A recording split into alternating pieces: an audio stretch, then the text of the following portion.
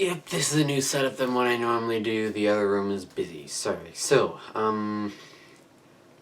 I knew that when I made this episode, I would have to say that I probably made a mistake, and I'm in a mistake confessing mood, so I might as well talk about it. So, in my how to complete my your Cam Underpants collection trilogy thing, you should have watched it. If you haven't, then part 1 is in the description below, and you should be able to find part 2 and 3 from there. So I said that this book was revealed before this book.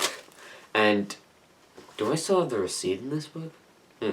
Okay, anyway, I may be wrong, but if we're going to focus on the continuity of things, it would actually have to be the other way around, because Super Diaper Baby is actually on the cover of this book. So if it was released before this book, then it wouldn't have made much sense to the fans. Or maybe they were released at the exact same time. I don't really know. But anyway, so I'm going to be reviewing Super Diaper Baby first, and then I'm going to be reviewing the activity book. So are we good? Good. Okay, so today I am reviewing... No, don't, okay? Today I'm reviewing the adventures of Super Diaper Baby, okay? Let's get on with it. So Super Diaper Baby is a spin-off to Cam Underpants. And you probably figured that out by now. But what a lot of people think about before they actually read the book is, how is Cam Underpants going to be a spin-off? Like, if you didn't tell them that's called Super Diaper Baby and just said the next book is a spin-off, then they would have no idea how a spin-off would work. What is how the school works when the kids aren't there. That sounds kind of stupid. But actually, this kind of works, okay? We start off with an introduction that introduces us to the two characters that aren't really the main characters. In fact, they don't really appear at all except for in the beginning. Characters who exist. Well, actually, it's not in the canon of this world. It's they exist, but not in the Super Diaper Baby world. Is there a word in the English language to describe? I don't know. They are things, and they are called George and Harold. And one day they were squirting ketchup packs on their skateboards, because why not? And then stupid Mr. Crab yells at them and blah-de-blah-de-blah. I don't see why George and Harold just don't snap their fingers just to get out of trouble. And as punishment, they must clean up the mess they made and write a 100-page essay on good citizenship, and they're not allowed to write anything about Cam Underpants. So instead they decide to invent a new superhero called Super Diaper Baby. And I don't think that Dave Pilkey never put so much detail into a cover. But anyway, after turning it in, they were immediately punished and just had to write stuff on the chalkboard. So, yeah. So, enough about George and Harold, who nobody cares about. Let's move on into Super Diaper Baby, the comic that they made. See, so technically Super Diaper Baby is real in the Cam Underpants world, because in the Cam Underpants world there was a comic made about him. But technically Cam Underpants doesn't exist in the Super Diaper Baby movie world. But there was a crossover, I have no idea. Yes, the entire book is full of the crappy drawings that George and Harold make. What are you going to do about it, okay? So pretty much the whole book is filled with jokes, but I don't want to really reveal them, because I don't want to be taking Dave Pilkey's money from him. Same with the Fliporamas, that's why I stopped filming those. Okay, look, I'll tell you a joke, okay? So the nurse asks what their names are, and they think they mean the baby, so they say that they haven't picked a name yet. She corrects them, then she asks the age, and they still think that she's talking about the baby. She yells at them, she asks the occupation, they still think that she's talking about the baby, okay? You probably didn't laugh the way that I explained it, but see, that's why I'm not going to reveal the jokes, Meanwhile, okay? Out on the countryside lives these two people. One's a person, the other's a dog. It's called Deputy Dangerous, and danger dog in the secret laboratory, and they're evil and all that stuff. Well, the dog isn't. He's just doing it for the tweets. And then they go into wait, Captain Underpants is real in the Super Diaper Baby world. My knowledge sucks. So anyway, sorry. So anyway, they tie up Captain Underpants and zap him with a ray that takes away his superpowers and transforms it into liquid. How did they take... What are superpowers made of? How did they turn it to liquid? I don't know. Just roll with it. So anyway, Deputy Dangerous isn't all that evil, as he's actually gonna share the superpowers with the dog. So then they drink half of it, and the dog gets superpowers. What I do not understand, however, is how the dog keeps his superpowers throughout the entire Super Diaper Baby series, despite the fact that he should have lost them as soon as they urinated out of him. I can't believe I literally just said that. Hey, what just happened to my accent? Okay, do you know what? The accent takes a lot of work, okay? So the cops chase after him before he can drink his half of the juice. And while the dog is... What's the point of flying when he's just hovering like a few centimeters off the ground? But anyway, the doctor did something really stupid and chucked the baby out of the window. If you want to know why on earth he would do that, it's part of an even bigger joke, and you have to read the book to find out what it is. The baby falls into the glass, and then this causes, I don't know, apparently maybe the juice got sucked into his skin. He gets superpowers, okay? Then enter a flip-o-rama where the baby destroys Deputy Dangerous, and then a nurse comes by, sipping all over Deputy Dangerous, and then asks if he... Oh my god, seriously? They drew the baby's butt. Oh my god, I can't believe I didn't notice that all these years.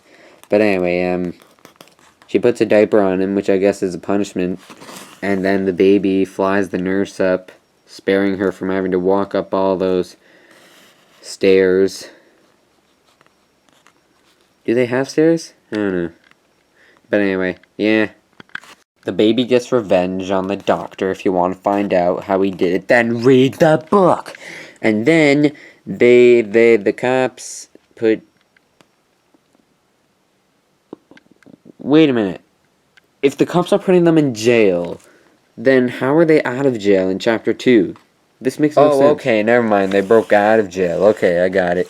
And then Deputy Dangerous creates the Danger Crib 2000, which is supposed to zap the baby's powers and shoot it at a satellite and then hit his helmet. How the heck did he calculate exactly where the satellite would be? I have no idea, so just roll with it.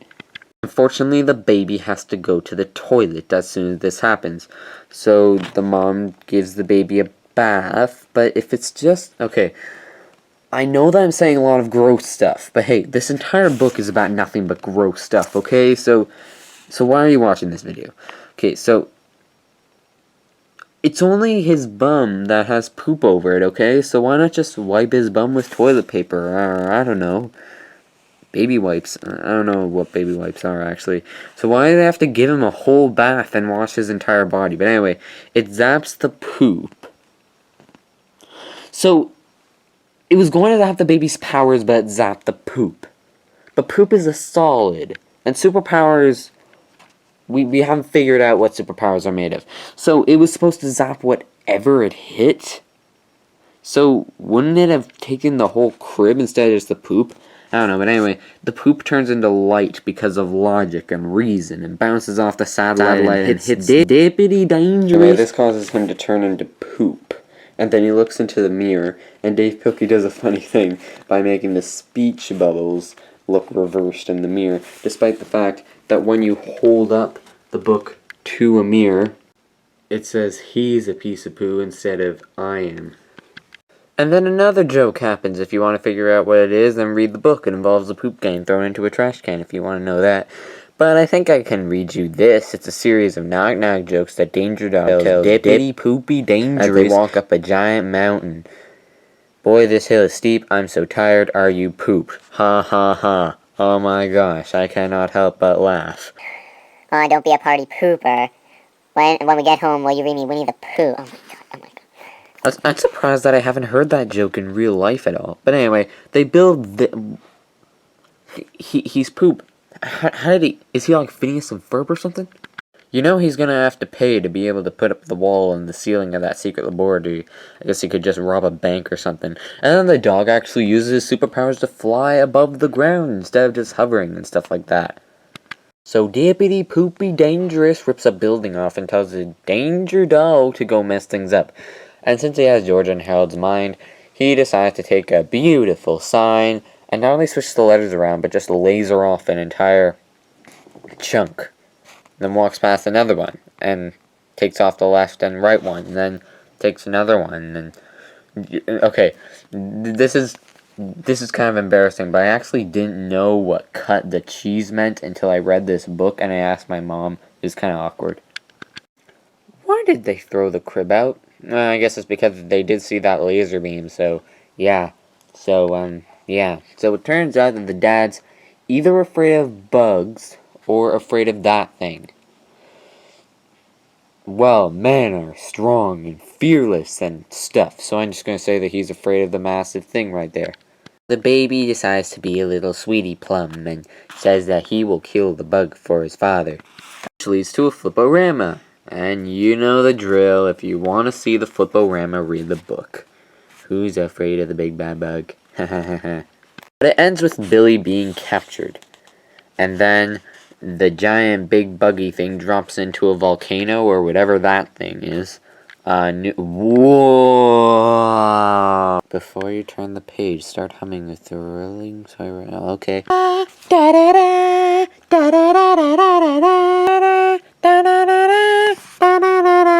Okay, you can stop humming now. Okay, good. Because I honestly just got to the end of the song. But anyway, the dog decided to be a good guy. And Mr. Deputy Dangerous is dead. Hooray for... Oh, wow, that's actually quite a coincidence. And then because of logic and reason, the poop grows to be a... why did you do that, Dave Pilkey? Okay, when you have something shiny and stuff, I don't know why, but I have like some sort of phobia for when things get really shiny. I don't know. Everything getting all tingly in my... Oh no, his pupils are big. I have a phobia for that too. I don't see why he would do that. He is going to smash the building on his head, whether he hits the baby or not. And the boob starts shooting stars out of its head. Oh my god, why? And they grab giant toilet paper from a shop and tie him up like a mummy. And then they fly him up to Uranus because, get it, your anus. Ha ha ha ha. They speak English? Wait a minute. Well, according to this book, there's a total of about a 0% chance that there's any alien life at all. Oh, wait a minute. Oh man, I can't zoom in without making it all blurry, but there is a tiny little green crack. So I guess there is a chance. So they stop by Mars to get some juice for Super Diaper Baby and some superpower juice for Captain Underpants because the dog is a good guy now. Hooray! So then they go home and all live happily ever after until Super Diaper Baby 2. There's this stuff on the back that teaches you all about how to draw Super Diaper Baby, Diaper Dog, the giant ant thing that the poop built, and other stuff. And then they have a little biography about George and Harold. Hey Dave Pilkey, are you okay if I read it? I think he's okay. George Beard, age 9 3/4. Is he gonna stay that age forever? The co-creator of such wonderful comic book characters as Captain Underpants, Timmy the Talking Toilet, and the Amazing Cow Lady. Remember in the first book? Did I mention them? I don't know. Boy, back when I reviewed the first book. That was such a long time ago.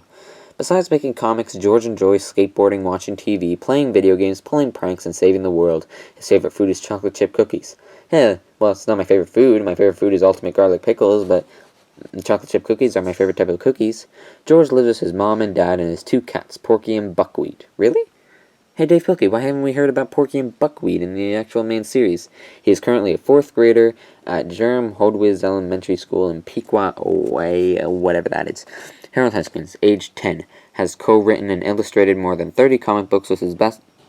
Only 30? Well, I know it says more than, but if it was more than 40, it should say more than 40, so it's somewhere in between 31 and 39. Forget it. And next door neighbors, George Beard. When he is not making comics, Harold can usually be found drawing or reading comics. He also enjoys skateboarding, playing video games, and watching Japanese monster. Why Japan? I don't know. His favorite food is gum. Is that gonna be considered a food? You don't really swallow it. Well, I guess you could. Okay, I have a confession to make. I swallow gum. Now, please don't say in the comments, it's bad for you. Could get stuck in your intestine.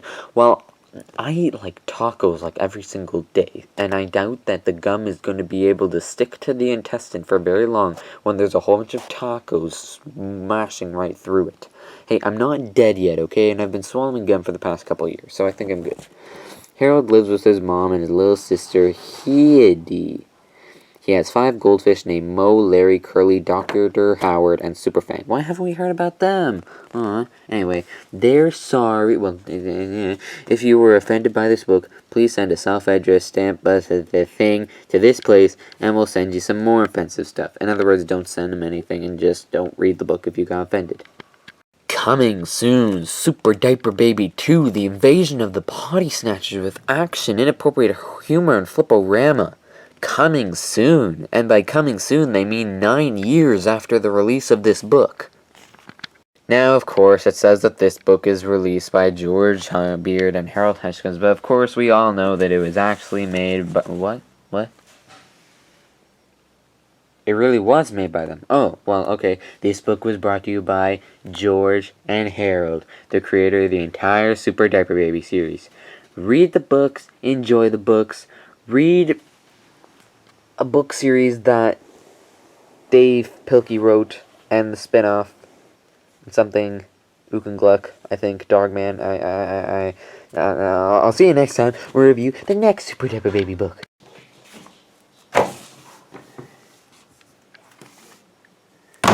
Ooh, it's hardcover. Super Diaper Baby 2, The Invasion of the Potty Snatchers, which looks nothing like how this book said it was. The cover's completely different. But anyway, it's actually the 3rd epic novel because of Ook and Gluck. It's in there somewhere, blah, blah, blah. See you next time. Oh yeah, I zoom into the monster, don't I? I'll see you there.